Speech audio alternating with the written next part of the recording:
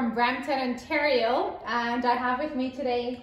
Hello guys, this is Mahendra Singh here for Brampton, Ontario, region of Peel, helping everyone with their financial needs. Yes, and so today Mahendra is going to be helping us with this question, do we need mortgage insurance for every property? So I'll touch on that a little bit. So we've got investor, because I'm in the real estate industry, and we have investors that own more than one properties. And the question is, do we need mortgage insurance for every individual property under that investment portfolio as an investor?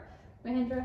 Yes, that's a great question, Minnie. What I find is a lot of investors who've owned multiple properties, they felt the need to buy supplemental mortgage insurance for each of those properties, which is actually very costly because every time you buy it as a separate policy, it costs you more on the premium dollars. So what I find is if you already have an existing life insurance policy, like if you were with me as a client and you have a term life policy for say $500,000 and you're buying another property, say in the amount of $800,000, all we need to do is put an additional coverage on that policy for you. So you really don't need to buy an additional policy, which results in more fees, policy fees. You could actually add more coverage on top of your individual term life insurance policy, enough to cover your mortgage and your family commitments. Yes, and let's put some, to give you an idea of cost, right? So let's say we're purchasing mortgage insurance for one particular property. That might be approximately what? So depending on the age, what happens is mortgage insurance, the way it is underwritten, it's called a post-underwriting claim. So most of the time they go by your age and they ask you a couple of questions. It's not a very detailed process analyzing, your medical information from the very get-go. It's a very, very short process, a very couple of questions, right? So I don't find it being the right fit because a lot of times those claims do not ever get paid out. Right? Because it's post-underwriting. Anything could happen, right? A lot of times I've heard claims were denied because the client did not disclose XYZ information. By the way, those questions were not asked.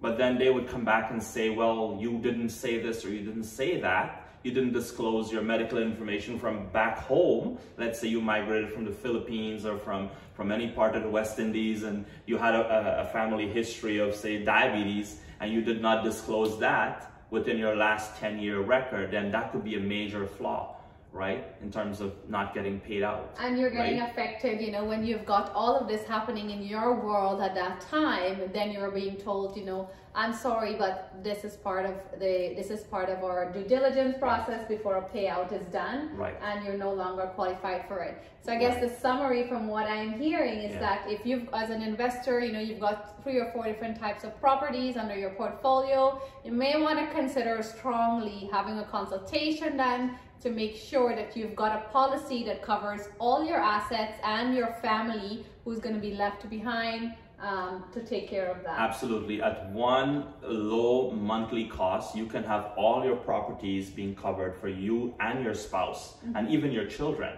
right? This saves families a ton of money down the road, right? And the way it works with our company is when you're buying more coverage on top of what you have, you benefit from a cheaper pricing.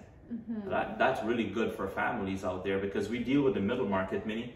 A lot of families are already struggling, right? So giving them their extra coverage at a lower cost, it makes a lot of sense. Yes. Right? And now they have peace of mind that if something were to happen and they have, say, $2 to $3 million in coverage, that entire amount goes straight to the family. Doesn't go to the lender. As in the case of mortgage insurance, where you have no control of it while you're alive because you're not the policy holder, and all the benefits get paid straight to the lender. Yes, and that will bring us to another question and another video. But thank you for sharing that, Mahendra. I do appreciate it. I want to encourage you guys to share, drop a comment in the comment section below, like this video, and always remember to have an attitude of gratitude. Talk to you soon again. It's Minnie here from Brampton. Thanks everyone. Once again, it's Mahendra Singh here for Brampton, Region of Peel, helping you in all your financial needs. Talk to you soon.